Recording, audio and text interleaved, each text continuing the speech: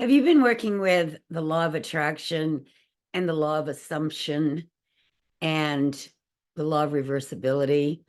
Some of these laws that are talked about by the great mystics and metaphysical people, and you understand them. It makes sense to you that what we're thinking about is what we're attracting into our lives, but you still feel stuck. That's not uncommon. There's always a challenge, or we wouldn't still be here in physical form. It's a classroom. We're here to learn. And until we've finished our work here, we're just going to be here working on more solutions. There's always a solution.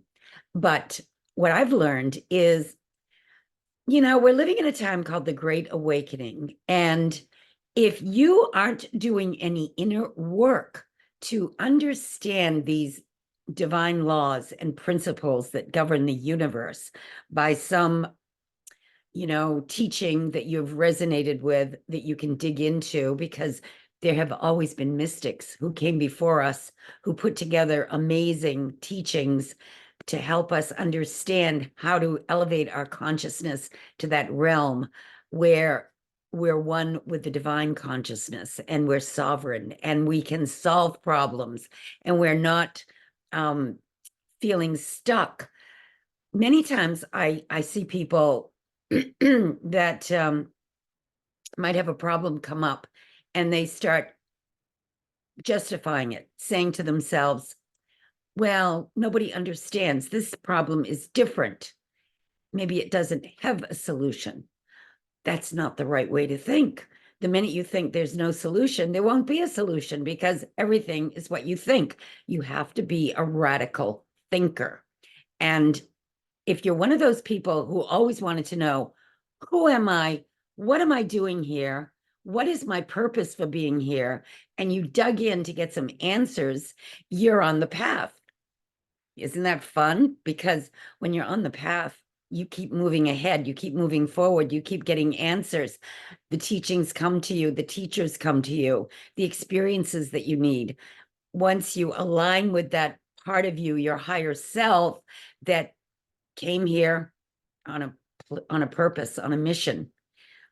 As I gave seminars over the years, that was one of the number one things that people wanted to know. What is my purpose? Well, if you go within and you ask your higher self, what am I supposed to be doing next? You might get an answer. You will get an answer. It might come in the form of a book that you read. Oh, that's what happened to me. A book fell in my lap the day after I called out to my higher self and I said, I can't take it anymore. I've left my flying career. I need you to guide me to the next phase because I am bored out of my mind doing nothing, and everything I go to check out doesn't pan out. That was 2 years after my flying career ended. I stopped flying when I was 56. When I was 58, I became a trainer who started teaching the work of Jose Silva. Went on after that to write a book, went on after that to give tours at the Christian Science Church. Meanwhile, I joined the Rosicrucians, really checked out that teaching, studied the Yogananda teachings for 2 years. He has a program that you can sign up for. I study everything that is out there that I can find that's written by the positive mystics. I don't go to the dark side at all, even though I know that exists, but who wants to dabble in that? Not me. That doesn't end well. So anything to me that is on the side of light, positive, teaching us how to use our minds in a way that we get results when we need them. And there is divine intervention when we need it. And grace steps in and allows us to be healed, to experience life more fully, and to guide us to the next situation or opportunity that we're supposed to be in. That's the way to go. Otherwise, what you're doing is you're living by default. I see this all the time. Something comes up that's unsettling in the news or, in a person's life, and they automatically plug into the negative side of it. Like it's an impossible, depressing situation. There's no way out. That's not how metaphysical people think. Metaphysical people get above it. They go for the 40,000-foot view and they look at it from all directions and angles, and they get to see clearly there is a solution and there is divine intervention once you get yourself disconnected from the problem and you realize that you're living in a waking dream. You don't have to be sucked in. You don't have to be tortured by it. You can rise above it and you can have freedom.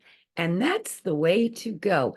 And if you really want to connect, go to the link where you can get the Pillars of Manifesting for free, which is a 2-page sheet where you can hone in on what it is you really want to manifest in your life. Because if you don't have clarity on what you want, it will never show up.